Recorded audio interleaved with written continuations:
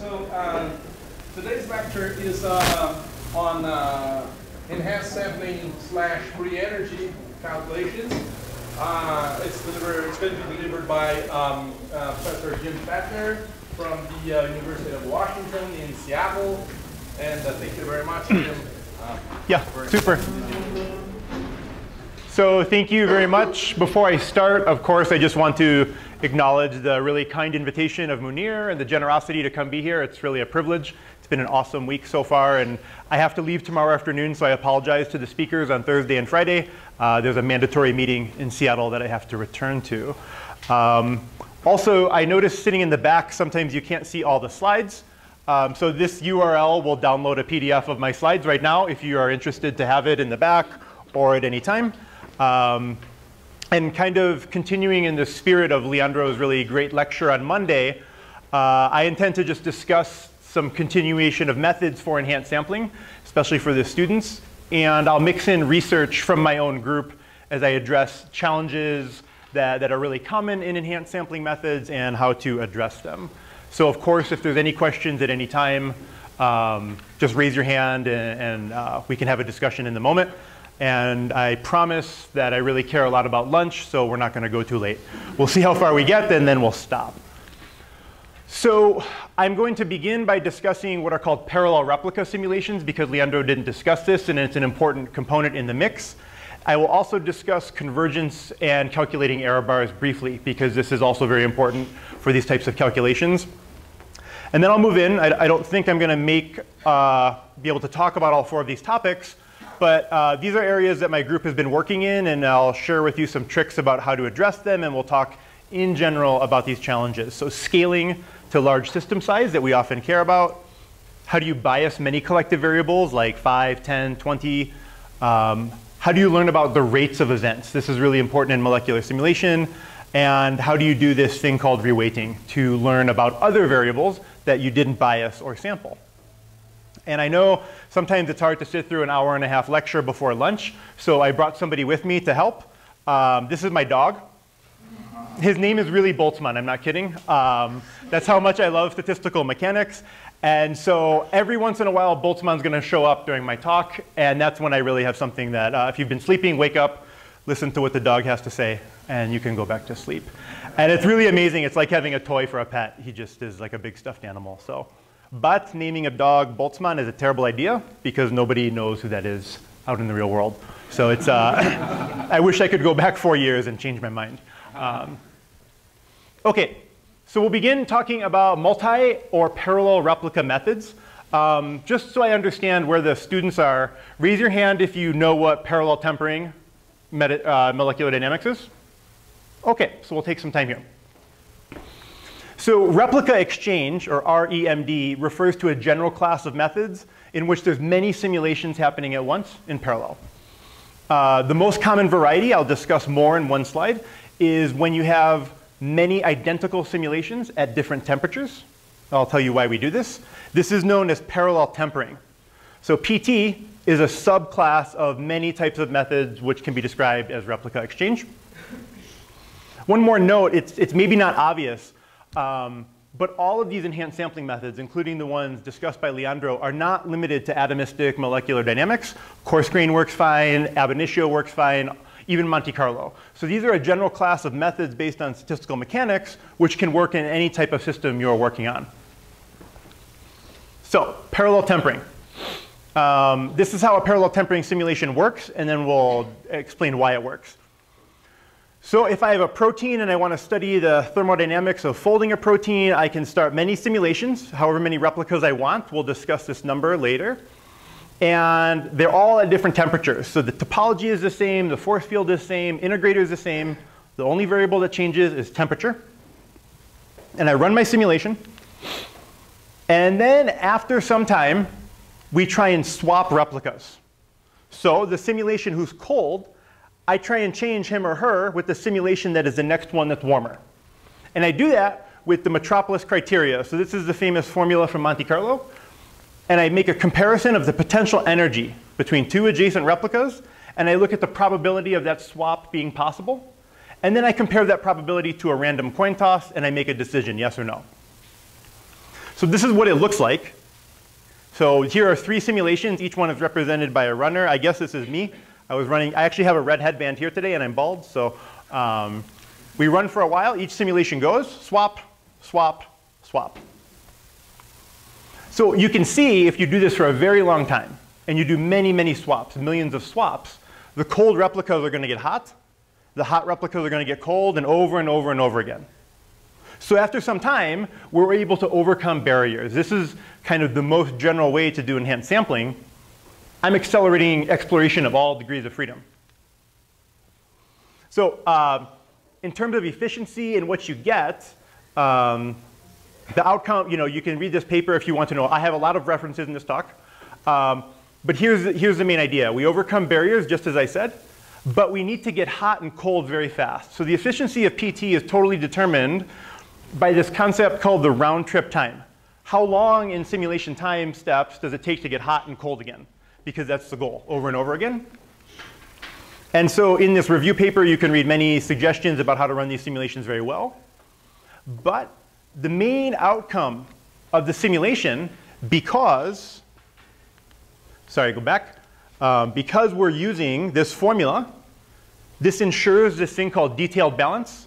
We have an ensemble of configurations at each temperature, a real statistical mechanical ensemble, which means you can do whatever you want. You can calculate free energies, you can look at all the probability distributions. It's really useful if we're successful in using temperature to explore phase space. Sorry, here's the movie again, yay. So there's many variables you can tune, you can find many suggestions, but that's just a brief introduction to parallel tempering. Another flavor that people use, another subclass of replica exchange, is called Hamiltonian replica exchange. The concept here is very similar. Instead of temperature, now we have some kind of scaling parameter on our potential energy, or a subset of the potential energies.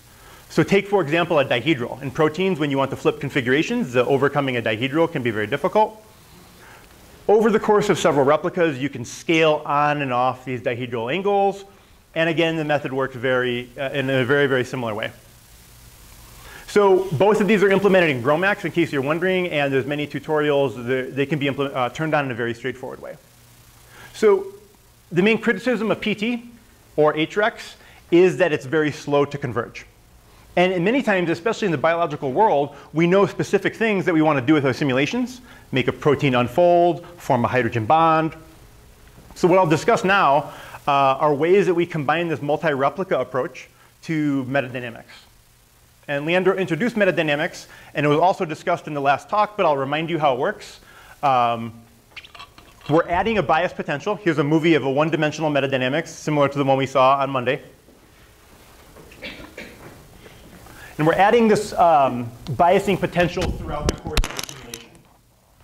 So the key thing that matters here, oops, I dropped my microphone, is that this is a transient bias, right? In umbrella sampling, the bias is static, so it's not changing as a function of time. In metadynamics, the bias is changing. You can see it. The blue line is the bias potential. It has a form, as Leandro noted, of small Gaussian functions. And always in my talk, I'll have S. S is a collective variable, sometimes called the reaction coordinate. It's our coarse or slow degree of freedom that we really care about. There's many, many papers published on the theory of metadynamics, some really nice review articles. Two things that matter. You really do a good job of exploring phase space. As Munir pointed out, this method just tells you to go somewhere else so you can find new states. That's cool. What's better is if you do the simulation properly and you converge your calculation, you get the free energy projected onto your collective variables, just like the other enhanced sampling methods that we discussed. Okay, so the criticism of metadynamics is that often there's many collective variables, it's slow to converge, et cetera. So there's ways to make it better. One way to improve convergence is a parallel replica method called multiple Walker's metadynamics. And now I'm going to kind of describe these methods qualitatively, but if you have any questions, tell me. In multiple Walkers, the concept is simple. Here's a free energy surface we'll come back to in a little bit. And there's two collective variables. So we don't care what they mean right now, but we can see some wells at different spots, blah, blah, blah. I take many simulations, all have the same number of particles and composition, but I seed them at different spots in phase space. So here's my representation of this right now.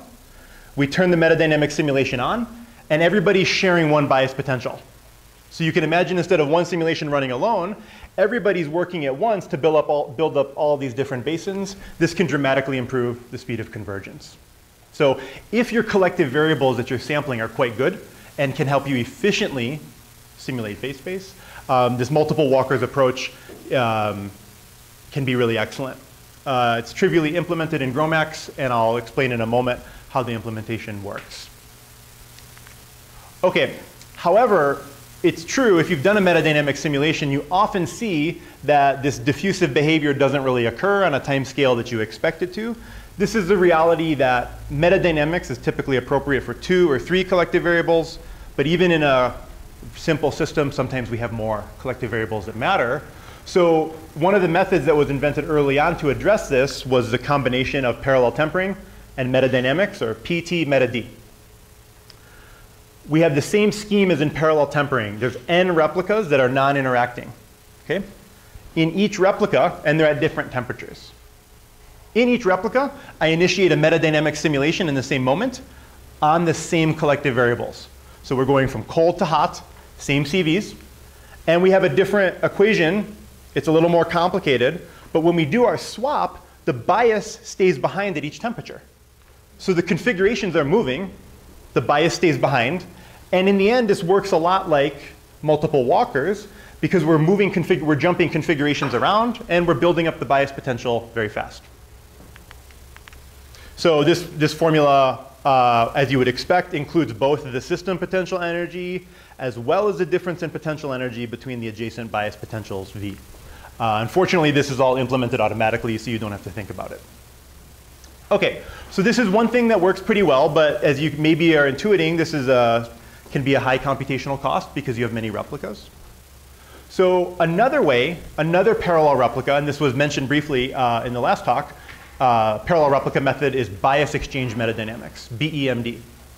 Bias exchange was invented to address the problem of many collective variables. So here, it's a different scheme. Every system is still identical, same number of particles. We have a different bias potential on each one. So let's say we pick a protein folding problem. The original bias exchange metadynamics paper from Alessandro Laio's group, it's down here, was studying tryptophan cage folding, and they had 7 collective variables. So this is something that's impossible in a standard metadynamic simulation. But each of these replicas has 1 collective variable only, and this is very easy to do in metadynamics. It's extremely fast to converge. We propagate this, the scheme, and just like in PBMetamore, you leave the bias behind when you swap your replicas. And this is a typo, I apologize. All of these are the same temperature. It should say T1. These are different collective variables. So it should say S1, S2, so on and so forth. That's a typo. And again, there's a different way to calculate the Metropolis criterion that includes all of these different bias potentials. Interestingly, it was never proven if this obeys detailed balance, but people think it does, and that's good enough for me. I don't want to get into that. But the empirical tests of the method really ensure and show quite clearly that you get really good statistical mechanics from this. So these are just different flavors of parallel tempering that can work. And just a brief summary. Plain parallel tempering is really simple to implement, but you get really significant computational challenges. And we're going to talk about that first. With large systems, PT becomes intractable very fast, unless you have a really giant computer. PBMetamore, you get the best of both worlds. In particular, because you're biasing collective variables the same ones at each temperature, you get the entropy for free, because you get the free energy as a function of temperature. So this can be really nice. But PBMetamore has the same problems as plain parallel tempering. And PBMetamore can be really good, but you lose the ability of temperature. So there's some trade-offs, and these methods are being used all the time and work pretty well. So, yeah, please. I think I have I don't know if it's a question or a comment. When you do the multiple walkers, in principle, the good way of doing it would be to start each of the walkers in a different point of your free energy circuit. Yeah. And the thing is that when we do, for example, an unfolding simulation or something like that, we cannot do that because we don't know which are the the other points of the free energy Sure. surface. We can only start from one of the points. Yeah. So that's where the other techniques, for example, the multiple walkers and combine it with the replica exchange, Yeah. the parallel tempering enter, because then you can start all of them in the same point, and you accelerate the dynamics. Yeah, that's a really good point of how do you initiate these simulations. So let's take, for example, let me just go back to the multiple walkers slide and discuss this for one moment. If you initiate a multiple walkers simulation and everybody, for example, is right here in this deep basin, what's going to happen is that you will very rapidly add a lot of bias to that one spot in the collective variable space. And this is a well-known problem if you're, there's an adjustable parameter. How fast are you adding your Gaussian hills? If you add them too fast, you can overfill the basin. Because in metadynamics theory, there has to be some time for the relaxation of the other degrees of freedom. And so you really need to take care if you're using this approach. Now, to address that, one thing you could do is the following. You do a trial metadynamic simulation with one walker, and you add the bias pretty fast, and you do it in a way that just sends the replica somewhere else. You're not going to converge it, but you'll generate a trajectory with many configurations. So this would be the way that I do it in my group. Alternatively, if you're going to do a protein folding simulation, you just run the thing at high temperature, and you generate an ensemble of structures. You can do this in a few nanoseconds if you turn the temperature up enough. If it's at NVT, it doesn't really matter. So it's important to generate an ensemble of structures that are diverse in the collective variable space, or you can really screw your convergence. Many people who do pure parallel tempering simulations like to begin everybody in the same spot of phase space, and this is okay. It really depends on your goal. Is your goal to equilibrate the free energy in a known way? You should really have a diverse group of replicas. Otherwise, you're waiting for everybody. You can have this sort of chaotic or stochastic effect where 3 replicas get stuck, and then you really waste a lot of CPU time. So yeah, some of it really depends on sort of the ultimate goal of your approach. Okay, so just a note about implementation. It was discussed once or twice so far. Plumed, plugin for molecular dynamics or metadynamics. This was began in the Parinello group 8 years ago. This is an amazing free tool. It's a consistent interface for free energy calculations across basically every common MD code. So this thing is something, it's a library that you compile, and then you recompile NAMD, GROMACS, AMBER, LAMP, CP2K, anything you want, and you have the same input for your free energy calculation in every MD code. So this really facilitates doing different methods in different codes, which can be valuable. Tons of tutorials online if you go to this website. The developers are really great. They'll help you do anything. The best thing is that there's many collective variables already implemented, so you don't have to recode this. And it's really easy to add more collective variables, which is where it's really fun to build your own science. So highly recommend it. Just to give you a quick example, to do a metadynamic simulation in alanine dipeptide, you can define 2 torsional angles. This is very trivial. And then the metadynamics parameters are all, it seems like a lot of stuff. You can see in the tutorial, this is a lot of extra information just to show you here. But basically, you can define a metadynamic simulation in 3 lines for 2 collective variables. So it's not a lot of extra work once you've seen a few papers and sort of learned the basics. Okay, so what can't enhanced sampling do? We have this picture that it's this amazing thing that'll change your life forever. It can't tell you if your simulation is converged. It cannot tell you if your simulation is free from systematic error. So a converged simulation can have systematic error, and then you're not going to learn something. So did you pick the right collective variables? Did you introduce systematic error with your simulation parameters? And this can happen in any enhanced sampling method where there's free parameters. And of course, it can't tell you about the physics or chemistry of what you're doing. So just a brief 2 slides of tips about how to approach enhanced sampling, especially from the point of view of convergence. So slide 1 is about static bias potential. So basically umbrella sampling type methods. So as you know, or if you remember from Leandro's talk, if these methods are new, in umbrella sampling, we're using a static potential to hold our system at different values of collective variable space. So it's absolutely mandatory that the time series in any one of these individual windows should appear basically like thermal fluctuations. It should look Gaussian. Just in the same way, if you're watching a bond vibrate, your collective variable needs to just vibrate like that for a couple hundred picoseconds, maybe several nanoseconds. If you see that the collective variable is stuck in your umbrella windows, your result is not going to, for sure, you're going to have problems. Check 2 is something that we don't often talk about, and it's not really discussed in detail in the literature in many cases. What about other relevant degrees of freedom that are sort of orthogonal to the variable you're sampling in umbrella? Have they relaxed? It can be really important. And here's an example from work that we published a few years ago. This is a peptide binding free energy profile. So I have an amphiphilic peptide, it's charged, and it's coming on and off a surface. And I'm using metadynamics and umbrella sampling in this graph. And in the umbrella sampling simulation, I froze the peptide at different configurations. Or I just let it relax over a few nanosecond time scale. In the metadynamic simulation, and this goes out further and flattens out, the peptide is folding and unfolding and binding and unbinding. Even if the metadynamic simulation is not correct in sort of an absolute truth, I have 5 umbrella sampling simulations, and you see a pretty wide range in the predicted binding free energy, and this is KT. So you have 15 KT difference in binding free energy from your umbrella calculation if you don't pay attention to the configuration of the peptide when you're binding it and unbinding it. Obviously, if you're using a rigid molecule, this won't be an issue. But if you have flexible degrees of freedom and you're doing something in umbrella like a binding, you need to take some care. And this is just one illustration of many where you can see that this problem exists. In metadynamics, there's a couple things you can do. And I should say one other note here. Errors with umbrella sampling, there's a very established method to calculate error bars. You can look it up. It's called bootstrapping. There's no, especially in a one-dimensional simulation, 2D is quite difficult. Maybe not, we don't know if it's possible.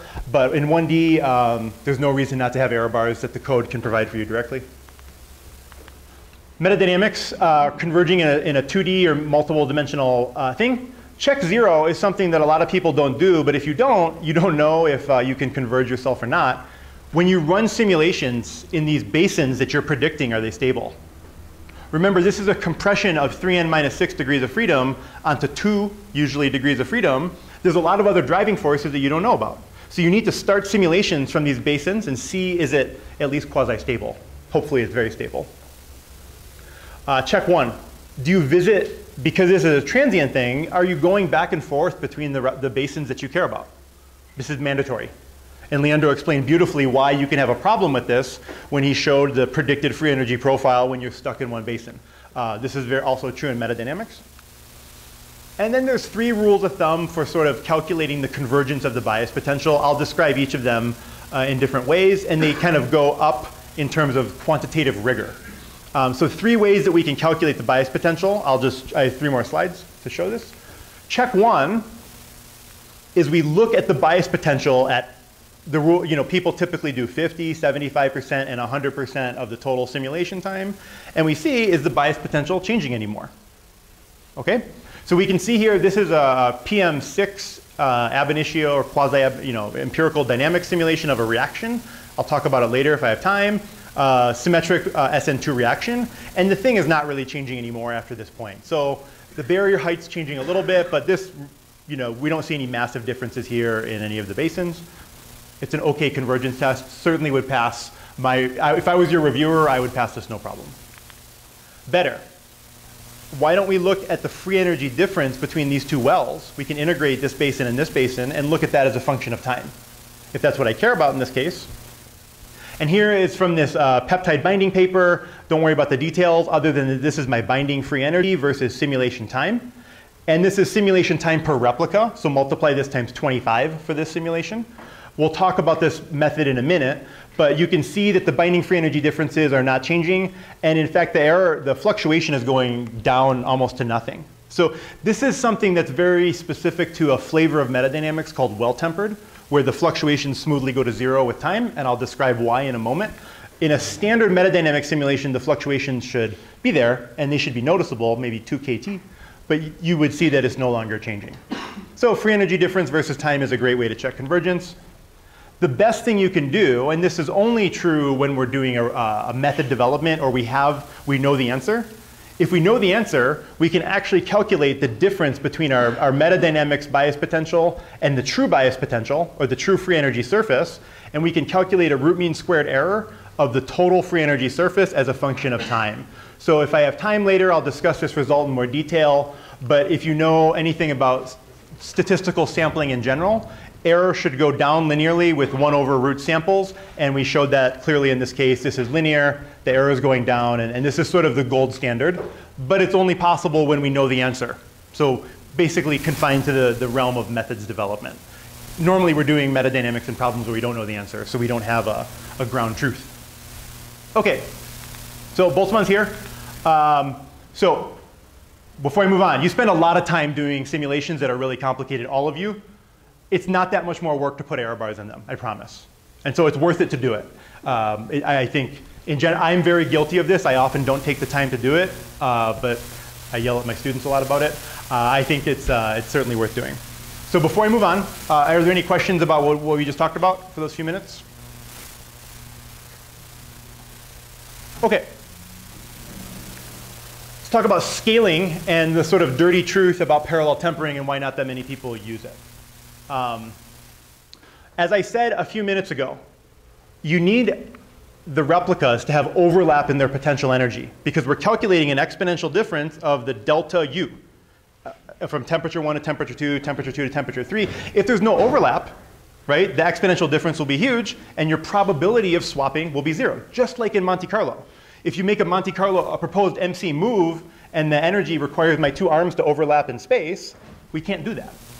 So this is fine for small systems, but if you don't remember, potential energy scales as the number of particles, but the fluctuations in potential energy scale as the square root of the number of particles.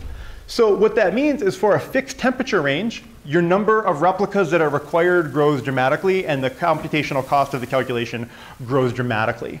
There's other methods that can address this, notably solute tempering from Bruce Burns' group, also implemented in GROMACS. So this is one way to handle the situation. I don't use solute tempering. I'm not going to talk about the theory. I'm going to explain a way to tackle this that would work for a fully explicitly solvated system for systems of arbitrary size. Briefly, I want to explain well-tempered metadynamics because it's important. The function I showed here, which is a Gaussian of height W centered on some collective variable, is our standard metadynamics calculation.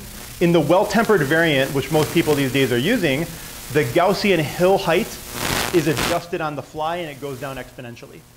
So this is what's called a smoothly converging free energy method because the amount of bias you're adding is also going down with time. So people have found great success with this method.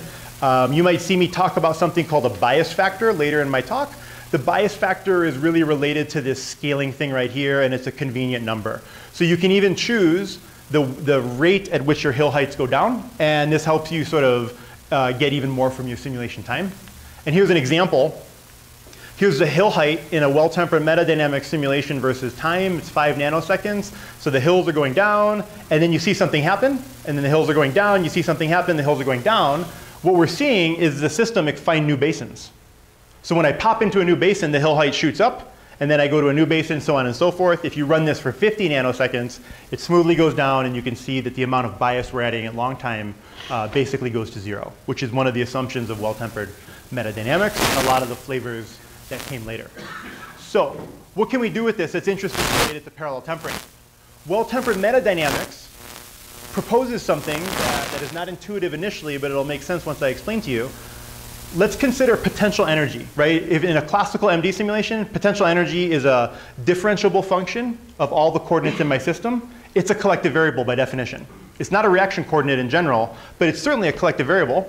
Therefore, we can bias the potential energy of the entire system using metadynamics. So it's a little weird. We're going to add Gaussians on the potential energy, the whole thing. And what that means is our bias potential, so our metadynamics Gaussians, will converge like this in well-tempered metadynamics, and I'll eventually have a free energy of my potential energy. With that, when we're converged, so when the free energy is converged, we can back calculate a new potential energy, U sub gamma. What this is a new potential energy distribution that I've created, and it suggests a new type of ensemble. So Michele Parnello calls this the well-tempered ensemble. There's a lot more rigorous statistical mechanics in this PRL paper. Just know that in what I'm going to show you, there's a deep statistical mechanical meaning. It's not something that people just made up. So we have a new ensemble called well-tempered ensemble with big potential energy fluctuations. Two features that really matter. it was shown rigorously that the ensemble averages are all preserved in the well-tempered ensemble. So all the averages you had in canonical ensemble are now the same in well-tempered ensemble.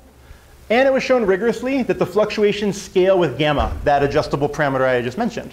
So we have a tunable way to spread the fluctuations without changing the ensemble averages. What does that mean? Here's a simulation with 10 replicas. It's a mini protein, 20 residues, and it has 10,000 atoms. So most of it is solvent, just like in the simulations that we described. Parallel tempering best practices suggest an exponential distribution of temperatures. If you look at the slides when you download, you'll see that that's exactly what I have. I'm ranging from 300K to 600K. And we see immediately what? No overlap. So if I try and run parallel tempering in GROMACS with 10 replicas on this system, well, it won't be parallel tempering. It'll be 10 independent replicas just running for however long. So the high temperature will melt. Nothing will happen. This will stay folded. Nothing will happen. So we didn't do anything. I turn on well-tempered ensemble, and I'll show you a couple more examples. And with the same 10 replicas, I now have an exchange probability of 50%. So I'm successful 50% of my time in swapping, which is a pretty decent number. And I can go up and down, up and down. So this can be really useful in many cases. It's not the case that there's a free lunch. I'll explain why in a moment. It goes back to this concept of round-trip time. How long does it take to go up and down? But I don't have room on my cluster at University of Washington to run 100 replicas, right? I can't do that. I can run 10 replicas. So even if I'm not improving the efficiency overall, I can now run a parallel tempering calculation on a smaller resource that I don't normally have access to the big supercomputers in the US. So I can do these calculations of the variety that would typically require hundreds of replicas. So for me, this was the reason I wanted to work on this method, because I couldn't do the calculations I wanted to do.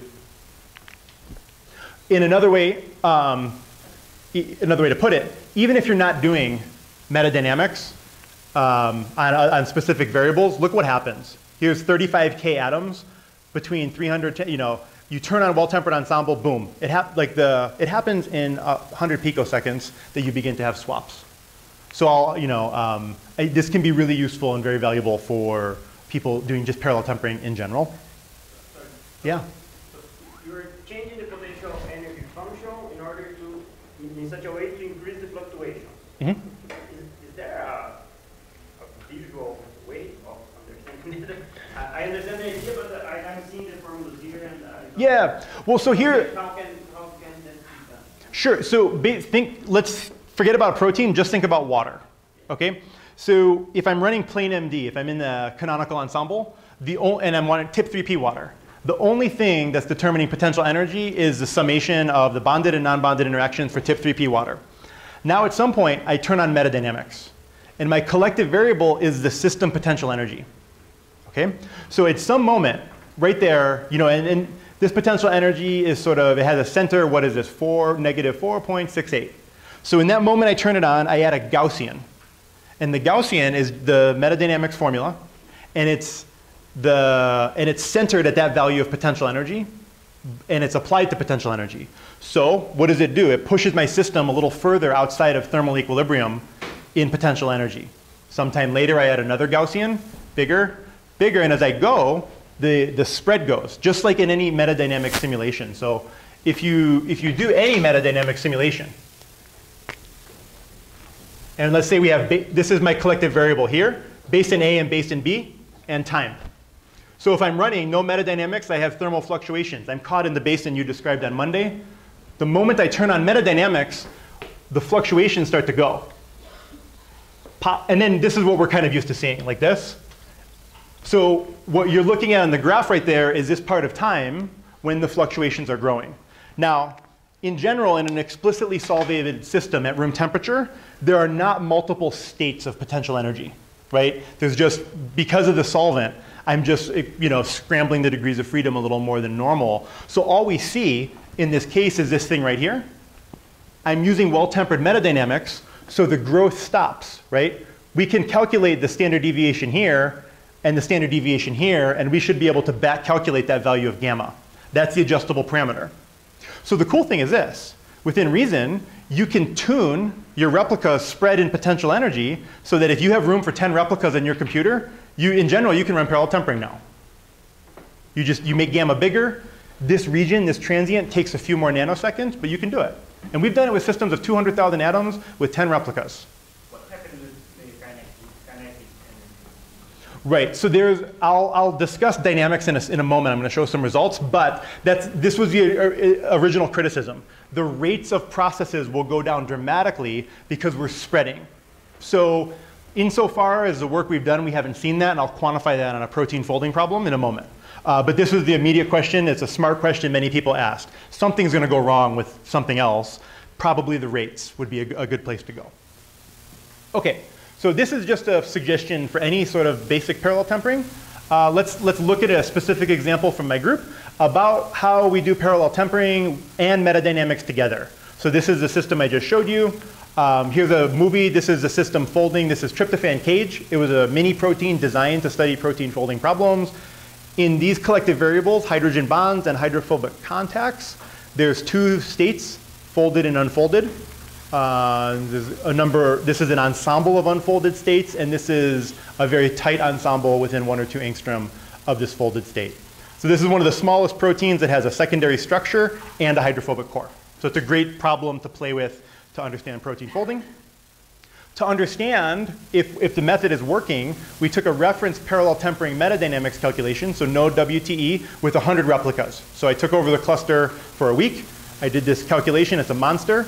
And we monitored the free energy of folding versus an experimental value. So a caveat is that it's well known that the force fields really will give you different folding free energy numbers. But we're within roughly KT, so we figured the thing is kind of converged. There's a lot of discussion that we could have about folding and force fields, blah, blah, blah. I think that we were happy that we spent a lot of time just sampling. Importantly, we have hundreds and hundreds of folding events going from below 2 angstrom to greater than 8 angstrom. We really nailed it in terms of phase space sampling. Now, I want to compare this briefly to address the dynamics issue. So we did a bunch of these PBMetaD WTE simulations with 50 and 10 replicas. I'll just show you 2 key results here. Let me see here. So one of the things you can calculate, even though it's a biased time, in your simulation, how long does it take to fold and unfold? It's not meaningful with respect to real life, but it is meaningful to say, to answer Leandro's question, are the dynamics kind of becoming more viscous in this modality?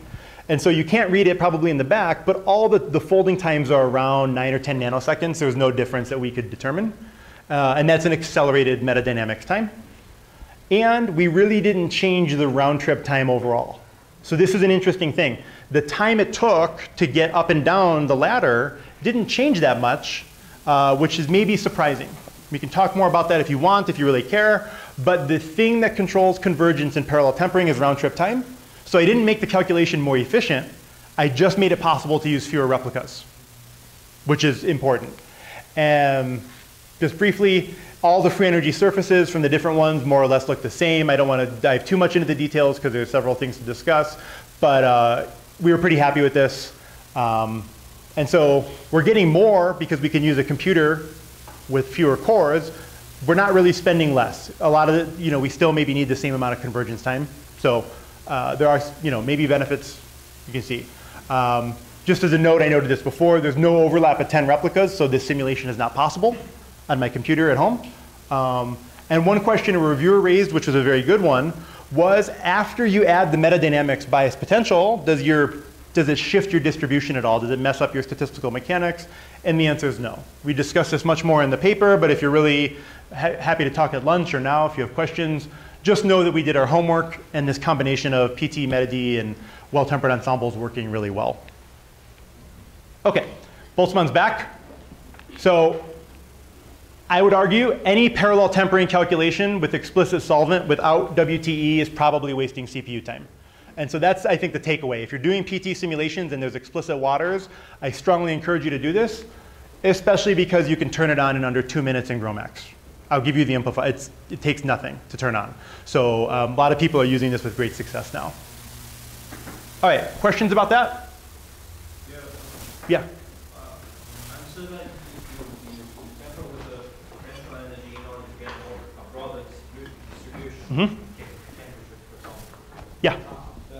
And that enables you to increase the number of replicas so that you have shifting Yeah. and more efficient. But how do you determine the amplitude or the amount of tempering that you need in your system in order to get the number of references that you need to get a useful simulation? Sure. That's a great question. Let me go back to right here.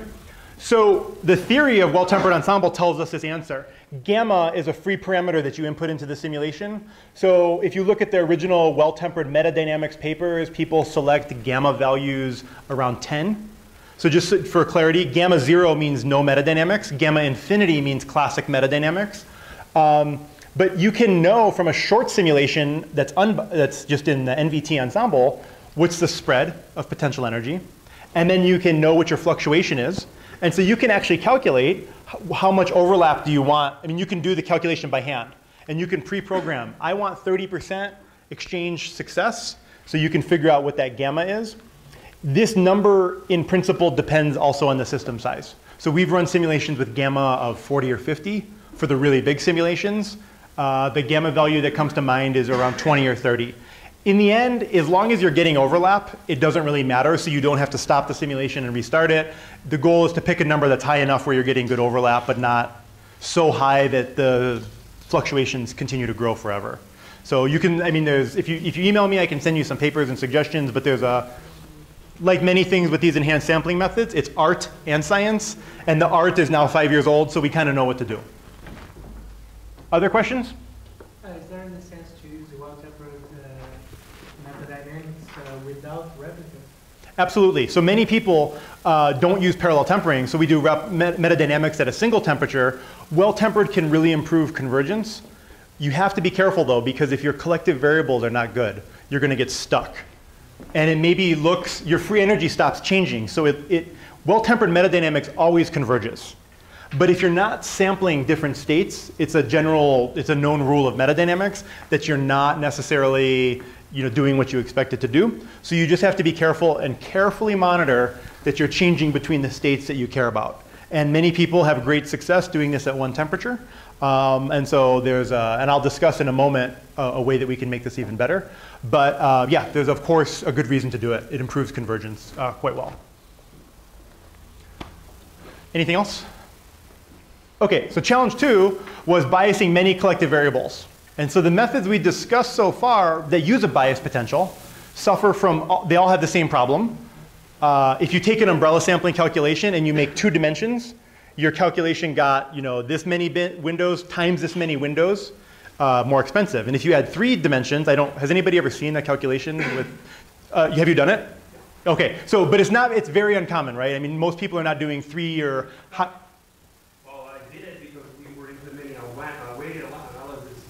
yeah. We would like to test it yeah. in several dimensions. Yeah. So, but would you agree that it's uncommon? It is uncommon. Yeah. It's waste of time. Yeah. And so, I mean, if you look at metadynamics, the vast majority of metadynamics calculations have 2 CVs. This is not because 2 CVs are always good. It's because you can't afford 3 CVs. Okay, so we use 2 CVs. So there's a continuing desire to have more collective variables. And in principle, a lot of things that we care about in this room have more than 2 slow degrees of freedom. So we should talk about how do we do a better job. Let's see here. That's working. Oh, sorry. There we go. So options. Bias exchange metadynamics, the one I previously described, can be really good. This is a way to have an infinite number of CVs. However, you are required to have a separate replica for each simulation. So this can become computationally expensive if you want 50 CVs, for example. Parnello Group introduced last year something called variational enhanced sampling. I don't really understand it. I have to be honest. It's like metadynamics, but don't call it metadynamics. And it's sort of inspired by the variational method in ab initio systems to smoothly converge a bias potential of arbitrary number of CVs. Did I see Michele's coming for the Ketal conference? Yeah, he probably will talk about the method there so you can learn more. It's super cool, but it's not implemented yet for public use in Plumes. So the likelihood that we're going to use it this year or next year is low, because I'm not going to code this and you're probably not either. One thing that is now in Plume is a method I'll talk about related to this problem of biasing many collective variables. So this method that I worked on with my friend Max, we published last year, is parallel bias metadynamics. And I want to briefly explain the theory and then show you the implementation. And let's take a very simple case. So a system with two collective variables.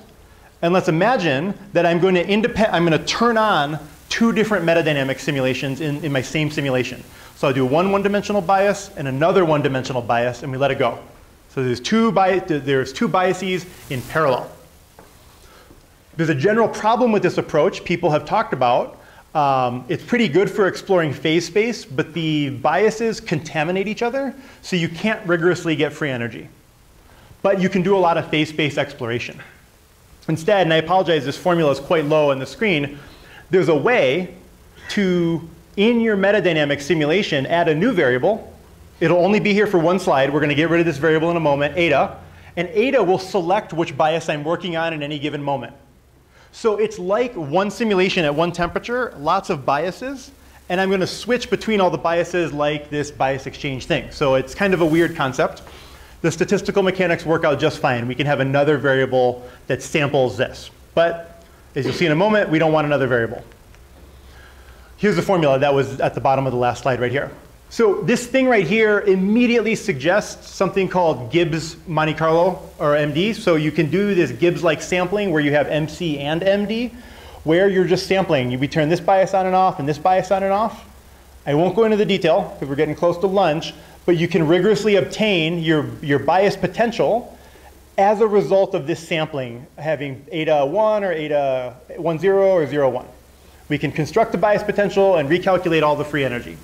So this is fine, but it's actually stupid. We would never do this because now we added another variable that we have to sample, and the calculation will get slower. So that is something we don't want.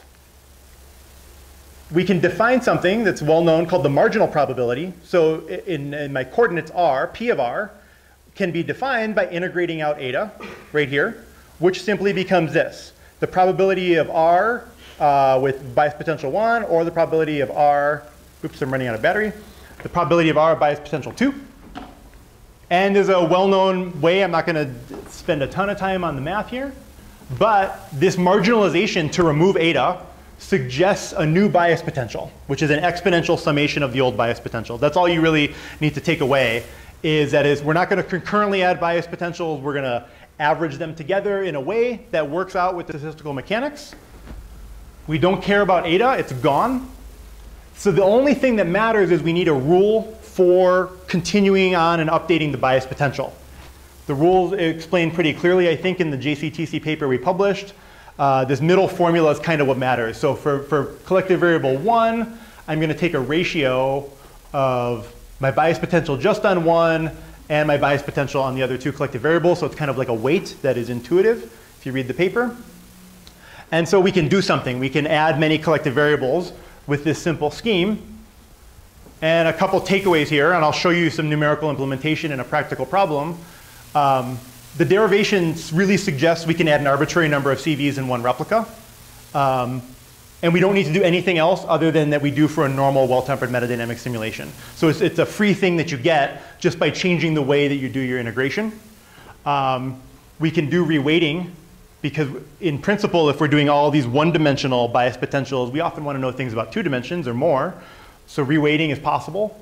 And as I'll show you, one of the really good things that you get as a bonus is you can fix bad simulations. So many people, they do a metadynamic simulation and they run for 100 nanoseconds.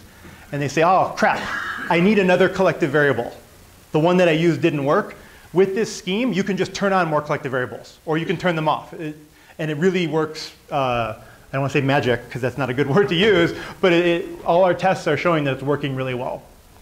Here's a numerical scheme where we know the exact answer. What you see on the left is an analytical potential with 4 wells. It's a summation of 4 parabolas. The right is our Monte Carlo sampling of parallel bias metadynamics, and we're only sampling each one in 1 dimension. So if you sampled a 1-dimensional metadynamics, you would never get this kind of sampling. You'd get stuck in certain wells. The system was designed so that a 1D metadynamics won't work. The bias potentials projected from our metadynamics are shown there in the bottom, and we get a pretty good, pretty good sampling, pretty good agreement. This is the systematic error you get if you do what's called concurrent addition. So this idea that you just add both bias potentials at the same time, the error grows with time. So you do not converge to the right thing. The error does the opposite of what it's supposed to do. And in the parallel bias scheme, the error immediately goes to KT over a very short number of Monte Carlo steps. So we're really getting exact agreement with the underlying free energy surface, the one-dimensional potentials. That's fine. And we can take those two one-dimensional potentials and reconstruct quantitatively the two-dimensional potential. That's something that you wouldn't expect. If you're sampling monodimensional potentials, you wouldn't expect that you can reconstruct two-dimensional potentials. And insofar as we've tested it on simple systems, it works. Let me show you another example. This is, I'll show you this practical example of fixing a broken simulation. This is alanine tripeptide. So there's 6 relevant degrees of freedom. The 3 phi angles and 3 psi angles from the Ramachandran plot. There's high free energy barriers between all the stable states, and they're correlated. So this is not a system where you can independently bias the dihedral angles or do a 2D metadynamics and learn something, because all of these conformational transitions are kind of correlated. This is in vacuum, so it's pretty fast. I did an 8 replica parallel tempering simulation, and in vacuum, the fluctuations of potential energy are huge, so 8 replicas span 400 degrees, no problem. And the total simulation time is like 3.2 microseconds. This is super fast. It took 3 hours on the new version of GROMACS, so it's not like microseconds is easy in alanine. And here are all the one-dimensional bias potentials, or one-dimensional free energy surfaces, or free energy profiles, calculated just from Leandro's formula, the probability distribution. So nothing has been biased here. The barrier heights are higher than KT, so these barrier heights are probably not correct, but the minima are sampled really well, thousands of times. So the free energy differences between the minima, I'm certain in all of these 6 degrees of freedom are correct. I'm showing you 3 parallel bias metadynamics simulations, and they're all the same, so I'm not going to differentiate between them with one problem. Simulation 1 is PBMetaD, but with 2 CVs only, so just phi 1 and psi 1. Simulation 2 has 4 collective variables, and simulation 3 has 6 collective variables. And the non-black lines are the free energy profiles from metadynamics. So just pay attention to the minima, and you can see that in general we're getting it quite well. But look down here on psi 1. There's a big problem. There is a huge problem, because not only did I not get the barrier height doesn't agree with the other 2 calculations, but the minima is totally wrong, right? So we can see what happened here. There's a hidden degree of freedom that I didn't sample properly, and so this blue curve shows that I'm not getting that minimum right. So this is like a tragedy. We've done something you would probably know through chemical intuition that the calculation was wrong, but now what do? Do you want to, and in a real system, it's not an hour of CPU time. Maybe it's a month of CPU time, okay? So don't throw away the data. That's normally what you would do. You throw away the data, you don't tell your boss you made a mistake, you delete the files, it's gone. We never talk about that simulation again. But we can do something that's pretty cool. We can just, in the code, in the plumed input file, I just add, right beyond phi 1, psi 1, I add phi 2, psi 2, and I restart the calculation. Nothing else happens. All the math takes care of itself, the way we do the marginalization. The calculation self-corrects in 5 nanoseconds. So PB2 plus 2 and PB2 plus 4, these are calculations where I've added 2 and 4 more collective variables, and they're indistinguishable from the reference as well as the other simulations. So in principle, I'm pretty excited about this because I think it can save a lot of CPU time. There's no reason why the collective variables can't be bundles either. So we could do 3 biases of phi 1, psi 1, phi 2, psi 2, but we need to implement that. And I didn't show it, I didn't have time, but if you go back and reconstruct the 2D profiles, phi 1, psi 1, phi 2, they're in exact agreement with the reference parallel tempering calculation. So there's no question that this reconstruction and reweighting is working quite well. Yeah? Go ahead. Actually, I don't know. The computational time for running the blue simulation with 2 collective variables in comparison with the computational time running the one with 6 collective variables. Sure.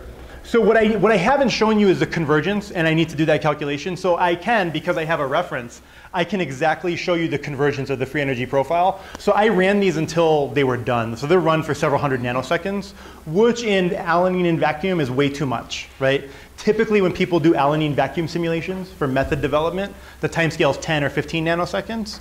So here's what I don't know, is how quickly do these different ones converge? I ran this kind of too long necessarily to have that answer, but that's, we're working on this now and writing it up. We'll have the answer. What I can tell you is that when I look at PB2 plus 2 and PB2 plus 4, the blue line drops down in 1/10 of the simulation time. So it self-corrects really immediately. And it does that because the metadynamics bias potential adds different weights to each of the different biases. And when I start that new simulation, the weight in the PB2 variable is 0 because we've already sampled it. So it adds a ton of weight to the other variables until they're equal. So there's this inherent thing in the calculation that's helping us sort of do this additional CVs thing. Sorry, that was a little confusing. I don't know if I answered you right, but. That makes sense. I'm just wondering because in all cases you have to have sampled out information. So I mean. You mean? Say magic is not a good word, but in some sense, in all cases, since the profiles are convergent, you have sampled correctly all conformations of this peptide. Right. So what's happened here, I know from these results that the correlation is between psi1 and either phi2 or psi2. There's a strong correlation there, right? So let's take PB2 plus 2, the green one. Psi1 is smooth. The bias potential there is smooth. And as soon as I begin adding phi2 and psi2, I'm able to sort of find the missing configurations. There's some missing configurations that are not weighing that basing correctly. So we need to find cases where there's stronger correlation between the variables and play with this a little more. It's not, this isn't going to revolutionize the world, but it should be pretty good for enhanced sampling and maybe making your calculations a little better. Boltzmann's back. There's no universal answer to these problems of many slow degrees of freedom, and if you're playing with them, just go slow, take your time. I would say really be a good student of the literature because a lot of people have been working on this for many years. And so, yeah, that would be my advice to you here. So we're doing okay on time. Let's just keep going. Any other questions from students or in particular? Yeah. You're a student of life. Thanks.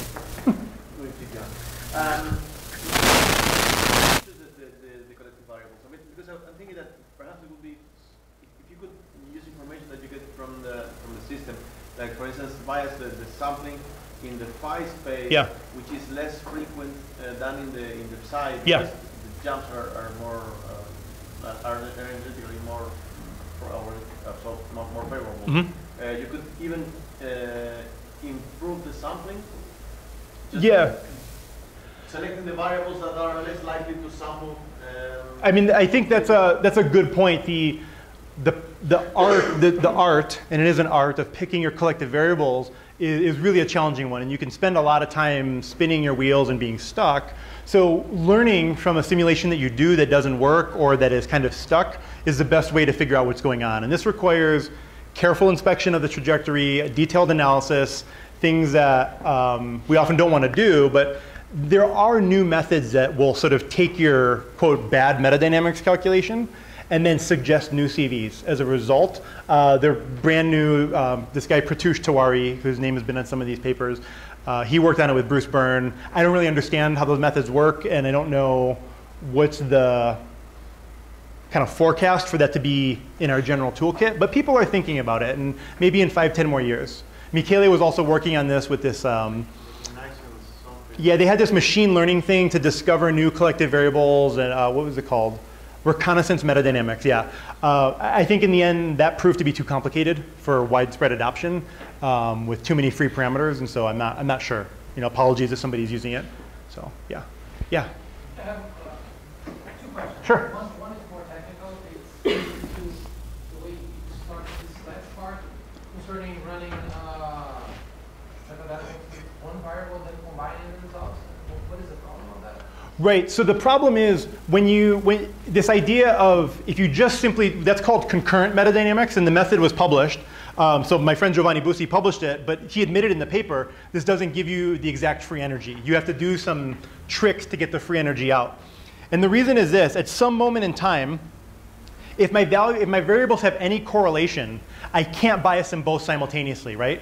And so in a protein, most of our variables are at least quasi-correlated. That's why we get a 2D profile that's not, that there's actually something in the middle of the two axes. And this makes at least, intuitive sense that you can't add the bias on a variable in the exact same moment if there's correlation in the degrees of freedom. So we saw it when we calculated the error of concurrent metadynamics with respect to a known potential. The error just increased with time, because it's kind of like you're double counting, is an easy way to think about it. I'm adding bias in the same moment on two things that are the same. So we began parallel bias with the idea that we're going to switch between single bias potentials, and then we integrated that switching out so that we can add them all at the same moment, but we adjust the hill height to reflect the fact that that mixing is occurring. So I didn't say that very well, but the problem with concurrent is known well in the literature, and you sort of increase error over time. You can correct that error in principle. So, the other question yeah. for general, which is related to metadynamics in itself, which is how would you classify metadynamics as an equilibrium method or as a non-equilibrium method? And if that's related to your That's a good philosophical question. Until 3 years ago, everybody would have said metadynamics is definitely a non-equilibrium method. There was no rigorous proof that there was equilibrium behavior. So the way we talked about that, we just said it's quasi-equilibrium in long time because the hill height goes down, blah, blah, blah. 2 years ago, James Dama, who's a postdoc with Greg Voth, with Voth and Parinello, published a very rigorous proof. It's like all math, that well-tempered metadynamics converges to an equilibrium state, no question. So if I would say in a long time behavior, once those hill heights have gone way down, we're actually simulating an equilibrium system with a known bias potential. In the early times, it's certainly non-equilibrium when we're adding a lot of hills. And so you see this idea reflected in many papers because people now are often just taking the last half of the trajectory and doing something with the bias potential like it was an umbrella sampling calculation. So there's some brutal tricks you can do to your data if you want to be fast and dirty and not worry about the theory. Personally, I would say that I can't think of it as anything but a non-equilibrium simulation. We're really taking things far from equilibrium by adding this bias potential. And the next thing I'm going to talk about is rates, which closely is related to this idea of a rate of a process in a non-equilibrium simulation. So, other questions? All right. Okay, this will probably be the last part that I talk about. And it's related, I'll skip the reweighting part, but we're doing fine, it's not even 12 yet. Learning about the rates of rare events. So this is something that we often care about. Everything up until this moment with the lectures has really been about equilibrium. So it's important to understand when we bias the simulation and we take it out of equilibrium, time is gone, right? We have time in the simulation, but it's no longer real. So you can find papers where people, I fold the protein in 10 nanoseconds, that's a very fast protein folding time. No, hold on, you can't do that, right? And hopefully we all understand that. So many people have been working on getting long time scale events from short time simulations. This is not a new thing. Markov state models, the Vijay Pandey's group has been doing this beautifully for years. This paper is one of the early ones, and there's many more. So if you're interested in Markov state models, just dig into the literature. Transition path sampling and related families of methods are excellent approaches, but way beyond the scope of what we're doing this week. So I'll just note these three names, and you can find beautiful review articles. And if you're interested in these methods, there's many people who are willing to help you. As it pertains to biased molecular dynamics, let's drill down a little bit. So Alessandro Laio showed that you can actually make a Markov-like model, it's not truly a Markov model, from a BEMD simulation and get rates. So this is, the first author on this was Fabrizio Marinelli. He did his PhD, I think, with Alessandro Laio, or maybe? I think so. And so this is a really cool paper, and they get tryptophan cage folding times from BEMD simulations. You know, a week of simulations can get you the folding time in good agreement with the experiment. There's this method called hyperdynamics, which was introduced in 1997. We'll discuss it a little more. And this allows you to rescale time in your simulation. So we're going to play with this method because Pratyush, Tiwari, and Michele, they improved on hyperdynamics and made this thing they call infrequent metadynamics. And I'm going to show you how we apply it to chemical reaction rates and protein unfolding rates in the next few minutes. Hyperdynamics method, or the infrequent metadynamics method, which uses hyperdynamics, is pretty simple to understand in terms of how you do the calculation. So you run the calculation precisely until the rare event happens, and then you stop. You post-process your calculation with this formula, and it's like an importance sampling-like formula. At each moment in time, so you go through all the discrete time steps, you calculate this formula, which is exactly like the umbrella formula, e to the beta times v, which is how much bias potential you added in that moment, and you get an effective time scale. It sounds too good to be true, but I'm going to show you that it's not. The key thing is you have to do this many times, 10 to 50 times. You get some statistics, and then you learn what is the average time it takes to have the A to B transition. There's no question you learn this absolutely with this approach. There's two caveats. So we're going to jump in. When I saw this method and I talked to Pratyush, I have another part of my research group that does chemical kinetics. And so I immediately thought about application of this approach to ab initio dynamics and chemical reaction rates, because doing that at finite temperature is a long-standing challenge and something that we care a lot about. So let me show you how we're doing that in the group. Chemical reactivity, you know, whether it's enzyme or gas phase or liquid phase systems, we care about. In MD, we want to use MD because we can work at finite temperature. Typically, we're using methods that operate on the 0 Kelvin potential energy surface.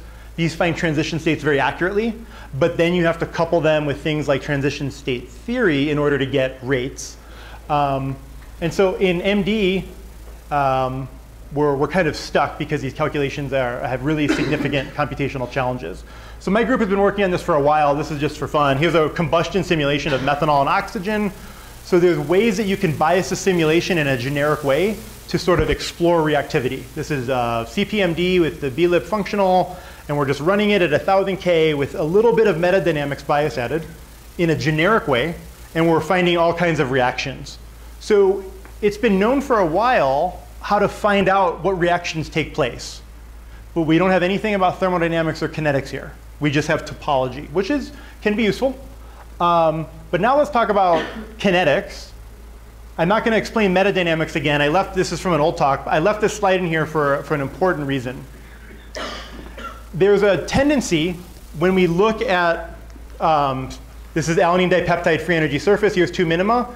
Everybody, when we look at these barrier heights, our immediate desire is to say that's an activation energy.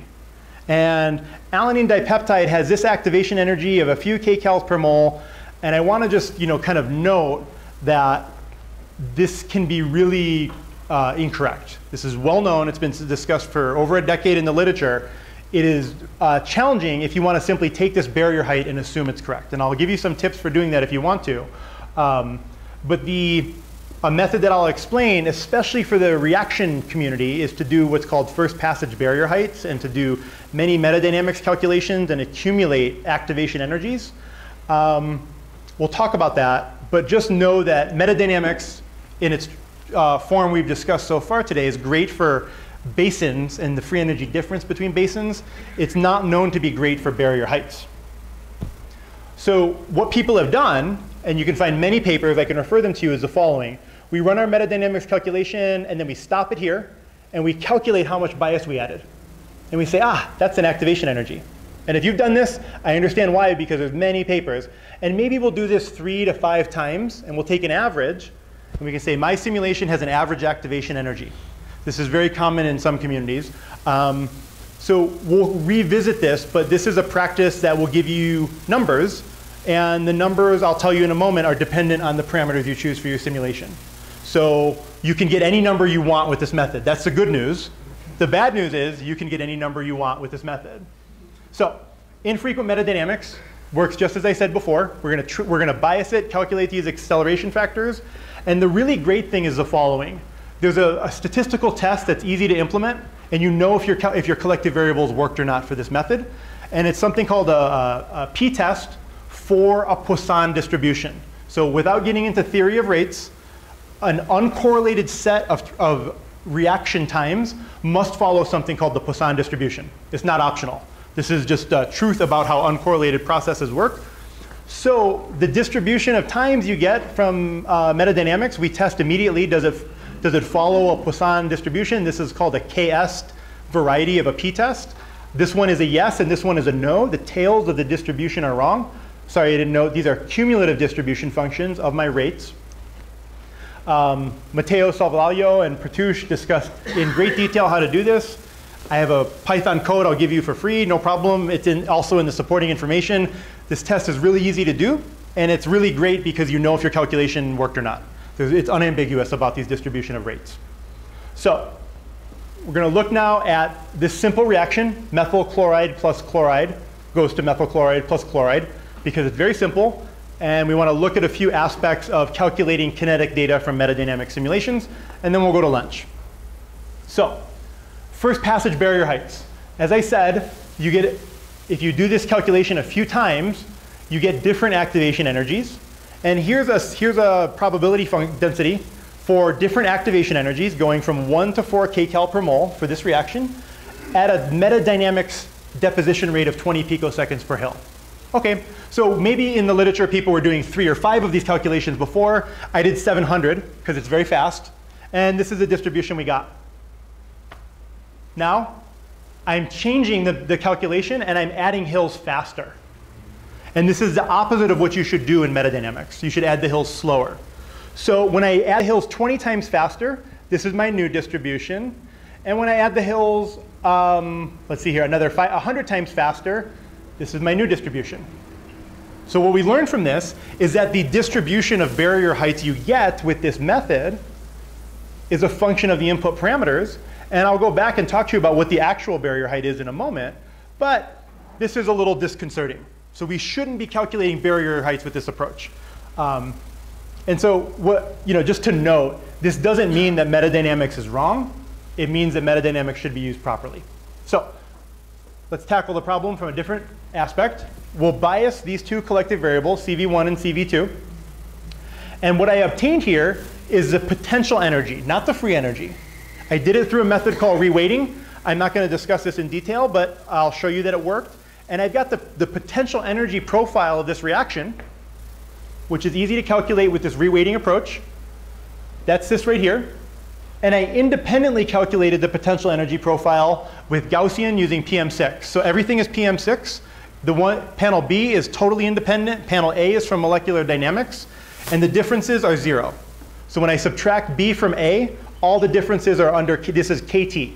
So all the differences are just a fraction of KT. So that's working pretty well. So I'm able to get the potential energy barrier height, which is related to the activation energy, from metadynamics, and we know that it agrees pretty well. Let's go back. The barrier height on that surface I just showed you is 7 kcal per mole. So can we use the first passage barrier height method to get the barrier height? Sure. But you could never publish this paper because you're adding the hills so fast, any reviewer would know. This is an insane deposition rate. It's 1 hill every time step or something. I mean, I'm really taking the method far, far out of equilibrium. So we need the right tool for the right job. We don't want to have the answer and then tune our parameters till we get the right answer. That's a way to generate heat, but it's not a way to generate science. OK, so here's where things get interesting. Does this infrequent metadynamics approach work? So blue, if I run this reaction at high temperature, I can pass many, many times, back and forth, and I can calculate the rate exactly. Red and green, I can do infrequent metadynamics. So here's an Arrhenius plot of 1 over temperature versus log of rate. This is over 5,000 reactions sampled. And the error bars from bootstrapping are far less than the symbol size. And so we get pretty good agreement at the temperatures where I can have overlap. And we can actually simulate systems at very low temperature. So this is kind of cool. Maybe you want to do an enzyme reaction. You can't run it at 1,000 Kelvin because the enzyme will unfold. But now we can calculate rates of processes with a small amount of CPU time relative to a metadynamics calculation. And we can do this in a fast way and get some rates. More importantly, what should we do with this from Chemistry 101? We should take the slope and calculate an activation energy. The activation energy is exactly equal to the barrier height on the potential energy surface. So this is how you get barrier heights from metadynamics if you want them. You run infrequent metadynamics at 3 or 4 temperatures, calculate the slope of this, and you can get a value of around 7 kcal per mole, in poor agreement with these other ones, which were 2.8 and 4.2 kcals per mole. So I don't want to spend too much time on that, but you get the flavor. There's something cool you can do with this to understand chemistry. I'm not going to talk about this. I'll skip this part of tuning the method, and I will also basically just spend 1 second. 5,000 reactions sounds like a lot, but that's with a PM6 Hamiltonian that's super fast. You can do this even only studying 20 reactions. So we did this with CPMD. You don't need that many samples to get really good statistics with the method that we prescribed. So I want to give you the impression that you can do this, even if you can only afford 20 rare events, you can still get really interesting results and pretty tight error bars on the escape time. So yeah, implementation of this method is trivial. It's 1 shell script and 1 Python code, and all the framework I've talked about, you do the same thing. There's nothing magic. It's ready to go today. And if you want any of that code or anything, just contact me. So in terms of a biosystem, this will be the last thing I talk about. A more interesting problem to many of you is protein folding and unfolding. So in my group, we work on protein structure and dynamics in ionic liquids for many reasons. In particular, because ionic liquids can beneficially or negatively affect catalysis and structure in enzymes. And so we're pretty interested to understand, can we calculate the unfolding rate of a protein in ionic liquids with this approach? So protein unfolding times. There's a benchmark. If you're working on protein folding, you need to know about this paper from the Shaw group in 2011. It's called How Fast Proteins Fold. And they give you in the supporting information just a huge encyclopedia of data about protein folding times. This is 10 residue peptide chignolan. They ran it for 100 microseconds in explicitly solvated water on the computer Desmond. So this is a special computer, and you can see that at the folding temperature, chignolan is like a rocket. Folds and unfolds over and over and over again. And so with all these proteins, you have folding times and unfolding times. So we have a really good benchmark set of data. We applied infrequent metadynamics to protein unfolding on these 2 model proteins, chignolan, which is not even a hairpin, it's just barely stable, and villain headpiece, HP35. And the agreement between the calculated unfolding times from metadynamics and the calculated unfolding times from D.E. Shaw is pretty good, and it was 400 times cheaper computationally. So if you're interested in protein unfolding times, you can do this pretty fast.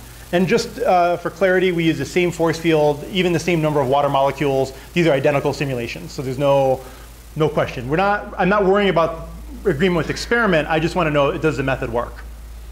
So people in the literature, when they talk about protein unfolding in ionic liquids, they often invoke the Hofmeister series, which is something that we think about from ions.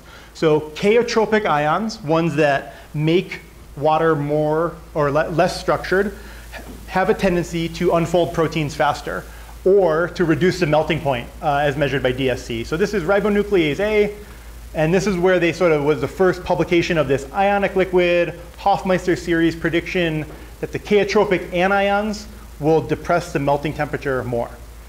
So this is a prediction about melting points. We were wondering, should this effect manifest itself on protein unfolding rates? And we think so, but it's not necessarily obvious. We can calculate unfolding rates. I'm not going to tell you which solvents these are, but these are increasingly chaotropic anions. So this is this protein in BEMM chloride, and we can see that, within some error, maybe among friends you'll agree with me that things are becoming more chaotropic, and this is the most chaotropic anion, and the unfolding time went way down. So it unfolds much faster. In general, this followed the trend from the ribonuclease A, but the story's not over because we did a lot of detailed simulations about these ionic liquids, and they don't structure or unstructure the water differently. So this Hofmeister thing is not relevant to water near the protein surface at all. It's convenient because the series works, but there's another part of the story, which is that the protein unfolding rate in these solvents is really about how much the anion wants to pull out the buried phenylalanines. So the chaotropic anions are actually really hydrophobic, and they have a propensity to rip out the hydrophobic core. Has nothing to do with water necessarily in terms of the water structure. We can talk about that in more detail, but we can correlate these potentials of mean force for phenylalanine association quite well, and we learned something about protein unfolding in weird solvents. So, final thing, assuming that your barrier heights from free energy calculations are accurate without any additional work is super dangerous. You need to be really careful about mechanistic interpretation about rates. You can do it, and I'll just leave you with this one word. If you don't know what the committer is or the committer probability distribution, you can learn a lot very quickly with some studying, and this is the proper way to do this calculation that we're talking about with biased simulations. So I'm not sure if there's questions. We have a few minutes, but I'm getting hungry. I'm going to skip the part on reweighting. We've talked about a lot of stuff. If you're really interested about reweighting, just let me know. Again, you can get my slides. Are there other questions that people have before we adjourn? Yeah. Oh yeah, it's infrequent metadynamics is quite interesting for rates and chemical reactions. Yeah. But you show us a quite simple example of actually symmetric reaction with just one channel. Sure. And you know, interesting chemistry. And give me a second to carry on and finish. You know, goes on in complex media with several possible channels going on at the same time, and I think that's what someone would actually like to do with metadynamics. So that's my question. I mean, have you tried, and how can you cope with multiple channels that will require like maybe several CVs to analyze and you know, enhance sampling and have you done it, and if not, what's a possible way of doing it using?